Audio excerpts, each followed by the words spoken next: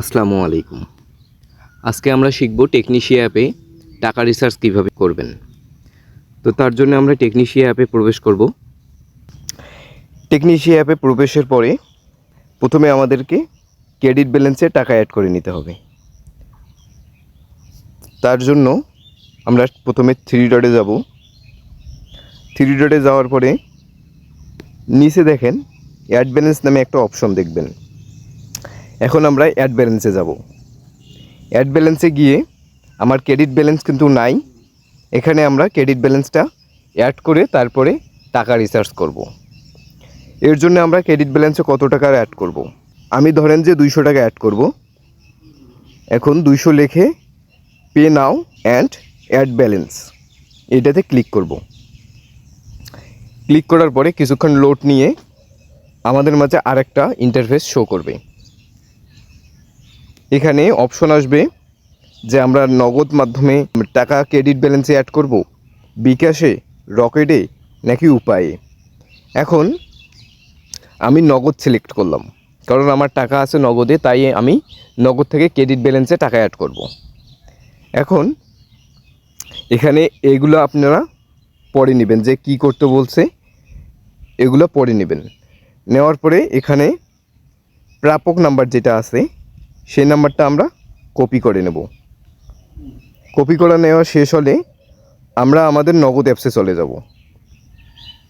নগদ অ্যাপসে গিয়ে নগদে প্রবেশ করে আমরা সেন্ড মানিতে ক্লিক করব, কারণ টাকাটা আমাদেরকে সেন্ড মানি করতে হবে। এখন যে নাম্বারটা আমরা কপি করলাম সেই নাম্বারটা এখানে পেস্ট করে দেব। পেস্ট করে দেওয়ার পরে সেন্ড মানি করব। এখন আমরা ওখানে পরিমাণ লিখেছি 200 টাকা, তো এখানেও আমরা 200 টাকা পরিমাণ লিখলাম। লেখার পরে এখানে আমরা পাসওয়ার্ড দিয়ে সেন্ড মানি করে দেবো। এখানে কিছুক্ষণ ট্যাপ করে ধরে থাকলেই কিন্তু সেন্ড মানি হয়ে যাবে।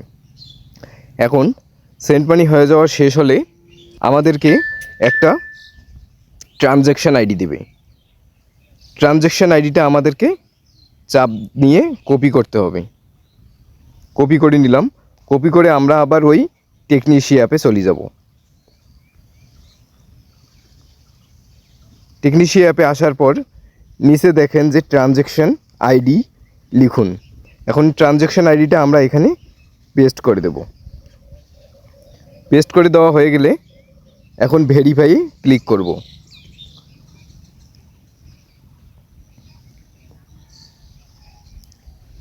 ভেরিফাই ক্লিক করার পর কিছুক্ষণ লোড নিয়ে কিন্তু আমাদের টাকাটা ক্রেডিট ব্যালেন্সে যুক্ত হয়ে যাবে। দেখেন এখানে আমাদের টাকাটা যে যুক্ত হয়েছে ক্রেডিট ব্যালেন্সে, নতুন আমাদের ক্রেডিট ব্যালেন্স কত হলো 200 টাকা 6 পয়সা যুক্ত হয়েছে আমাদের নতুন ক্রেডিট ব্যালেন্সে।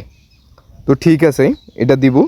দেওয়ার পরে আমরা মোবাইল রিচার্জে চলে যাব।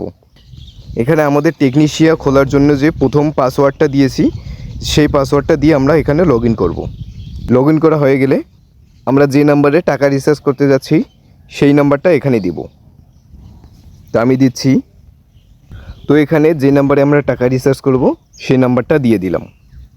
দেওয়ার পরে আমরা কত টাকা রিচার্জ করব, আমরা 200 টাকা রিচার্জ করব, এ কারণে 200 দিয়ে দিলাম। দেওয়ার পরে নিচে দেখেন যে আপনি যে 200 টাকা রিচার্জ করলেন আপনাকে কমিশন কত দিবে। বাই রিচার্জ 200 টাকা ইউ উইল গেট 3 টাকা বোনাস, অর্থাৎ আপনাকে 3 টাকা বোনাস দিবে এখানে। তো তারপরে এখানে আমরা সিম অনেকগুলো আছে, এটা যেহেতু এয়ারটেল তাই আমরা এয়ারটেল সিলেক্ট করলাম। এয়ারটেল সিলেক্ট করার পরে প্রিপেইডে সিলেক্ট করলাম। তারপরে এখানে নগদ বা বিকাশে আপনারা টাকা রিচার্জ করার জন্য যেভাবে ট্যাপ করে ধরে থাকেন এখানে আপনারা সেম সেইভাবেই ট্যাপ করে ধরে থাকবেন। তো আমিও এখানে ট্যাপ করে ধরে থাকলাম। ট্যাপ করে ধরে থাকার পরে কিছুক্ষণের মধ্যেই কিন্তু আমার ব্যালেন্সে টাকাটা যুক্ত হয়ে যাবে।